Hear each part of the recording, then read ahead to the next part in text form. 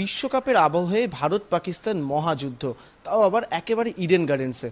আর সেই ম্যাচ নিয়ে কি ভাবছেন, কি প্ল্যান করছেন, সরাসরি জেনে নেব দেবলীনা দত্তের কাছ থেকে। আজকে মাঠে যাওয়া হবে না কারণ আমার শুটিং আছে, কিন্তু শুটিংয়ে আপ টু দেওয়া আছে। ম্যাচ শুরু হওয়ার আগে বাড়ি চলে আসবো, এসে আমার আর আমার বরের দুজনেরই আপ টু দেওয়া আছে। আমাদের বিয়ের পর এটা প্রথম ম্যাচ আমরা দুজনে একসাথে বসে দেখবো। তাহলে তো একটা অন্যরকম এক্সাইটমেন্ট। তার মধ্যেও জিজ্ঞেস করছি যে ইডেনের এক্সাইটমেন্ট, তুমি অনেকবার ইডেনে গেছো, সেটা কতটা মিস করবে বা সেটার কোন জায়গাটা সবচেয়ে পছন্দ?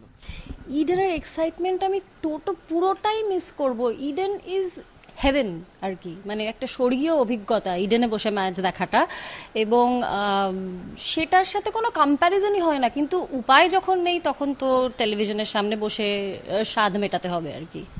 সমর্থনের পাল্লা অবশ্যই ভারতের দিকে থাকবে, খুব স্বাভাবিক, কিন্তু কি মনে হচ্ছে আজকের ম্যাচে চান্স কতটা?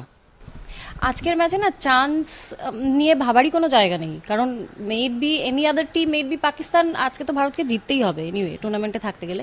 কাজী চান্স হিসেবে ভাববই না, এবং আমি সবাইকে অনুরোধ করব চান্স নিয়ে না ভাবতে, মানে প্রত্যেকের পজিটিভ এনার্জি সায়েন্টিফিক্যালি দরকার ভারতের জেতার জন্য। কাজী জিতবেই এটা ভাবতে হবে, 100% চান্স ভাবতে হবে।